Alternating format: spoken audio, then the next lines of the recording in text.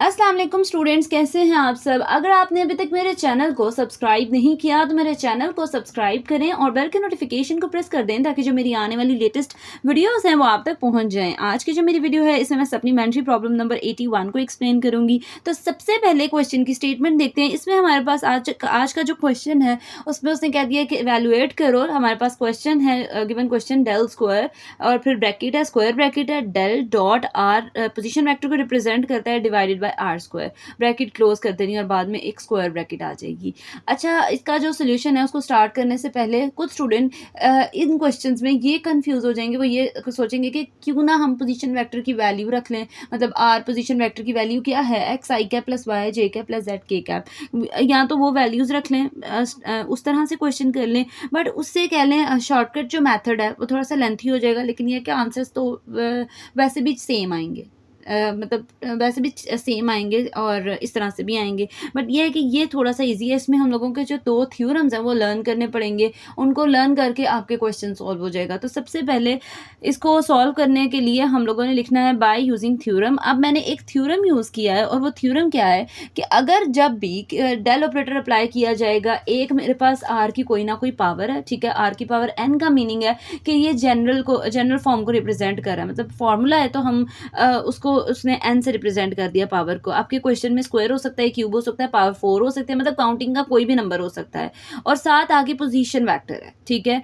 तो ये किसके इक्वल है, अगर हम इसका सोल्यूशन देखें तो किसके इक्वल है, एन पावर में प्लस कर दो 3 और साथ आर की power n as it is आ जाएगा। मतलब ये फॉर्मूला है हमारे पास। अब इस फॉर्मूले को यूज़ करते हुए मैंने लिख देना है देन वी गेट, आपकी चॉइस, आप यहाँ पे कुछ भी लिख सकते हैं। मैंने जो ब्रैकेट के अंदर वाला पोर्शन है del dot position vector r divided by r square, इस पे ये फॉर्मूला अप्लाई करना है। किस तरह से, अगर मैं ये देखूँ कि ये तो डिवाइड हो रहा है, इस पे तो फॉर्मूला अप्लाई नहीं होगा। हमारे लिए फॉर्मूला अप्लाई करने के लिए पावर में कुछ ना कुछ होना चाहिए, आर की पावर में कोई भी टर्म होनी चाहिए और साथ एक पोजीशन वेक्टर आर होना चाहिए। तो हमने क्या करना है, ये नीचे डिवाइड हो रहा है, पावर +2 है, अगर ये ऊपर शिफ्ट कर दूंगी तो ये कह लो पावर रूल, कह लें जो पावर रूल के अकॉर्डिंग या एक्सपोनेंट के रूल्स के अकॉर्डिंग, जब भी नीचे से कोई भी पावर ऊपर शिफ्ट की जाती है या ऊपर से पावर नीचे शिफ्ट की जाती है तो पॉजिटिव नेगेटिव में चेंज होता है, और अगर नेगेटिव पावर है तो वो किस में चेंज हो जाएगी, पॉजिटिव में। तो यहाँ पे मेरे पास पावर +2 थी, वो किस में चेंज हो गई है, -2 में, ठीक है। अब फॉर्मूले के अकॉर्डिंग n की जगह -2 आ जाएगा, +3 एज इट इज, और r की पावर n का मतलब r की पावर -2 आ जाएगा, ठीक है। हम लोगों ने इसकी जगह ये पुट कर दिया डायरेक्ट, ठीक है। पुट करने के बाद -2 +3 क्या आ जाएगा, +1। +1 लिखा नहीं जाता और +1 को किसी भी नंबर के साथ अगर मल्टीप्लाई किया जाए तो वो क्या आ जाता है, वही नंबर आ जाता है। तो मेरे पास r की पावर -2 आ जाएगा। अब r की पावर -2 आपकी चॉइस है, r की पावर -2 लिखना है -2 लिख लें, बट अगर हम लिखें 1/r² तो भी ठीक है। तो यहाँ पे मैंने मतलब पावर अगर -2 है तो उसको मैं नीचे शिफ्ट करूँगी तो हमारे पास ऊपर कोई भी टर्म नहीं है, तो ऊपर सिर्फ 1 आ जाएगा, ठीक है। तो इसके अलावा अगर देखें तो जिसके नीचे कोई नंबर नहीं होता उसके नीचे 1 होता है, तो जब ये ऊपर चल जाए मतलब ये 1/r² की फॉर्म में लिखा जा सकता है, ठीक है।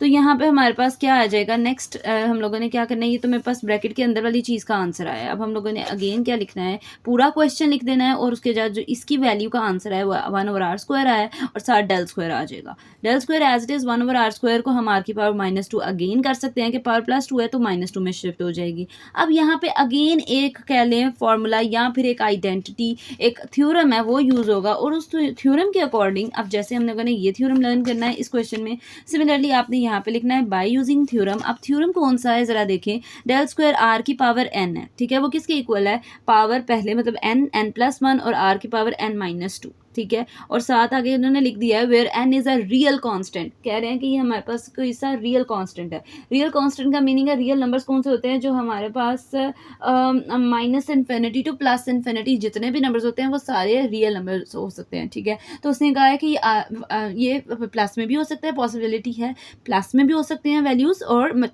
जो नेगेटिव में भी वैल्यूज़ हो सकती हैं, ठीक है।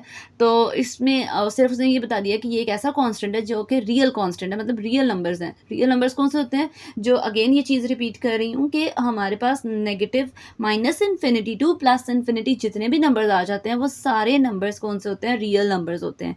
तो इसमें हमने क्या करना है, अब n की पावर अगर आप क्वेश्चन के अकॉर्डिंग देखें तो वो -2 है, -2 फिर -2 +1 और r की पावर n की जगह अगेन -2 आ जाएगा, -2 -2 -4 -2 + 1 -1 -2 और -1 मल्टीप्लाई हो जाएंगे तो +2 हो जाएगा और r की पावर -4 हो जाएगी। अब डिवाइडेड बाय r की पावर 2 की पावर r की पावर क्या हो जाएगी 4, पॉजिटिव 4 करनी है वो भी ठीक है, या फिर इस तरह से आपने आंसर लिखना है तो 2 की पावर r की पावर -4 है, वैसे करना है वैसे कर लें, ठीक है।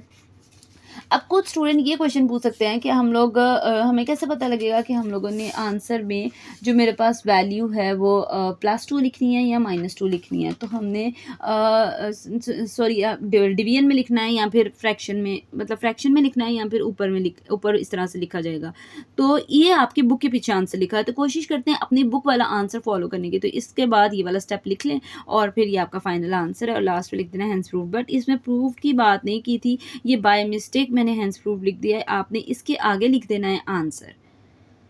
ये थी जी आज की मेरी वीडियो। होपफुली आपको मेरी वीडियो अच्छी लगी होगी। अगर आपको मेरी वीडियो अच्छी लगे तो वीडियो को लाइक करें और सब्सक्राइब करना मत भूलिएगा। तो इंशाल्लाह जो नेक्स्ट वीडियो होगी वो फर्दर सप्लीमेंट्री प्रॉब्लम से रिलेटेड होगी। तो तब तक के लिए अल्लाह हाफिज़।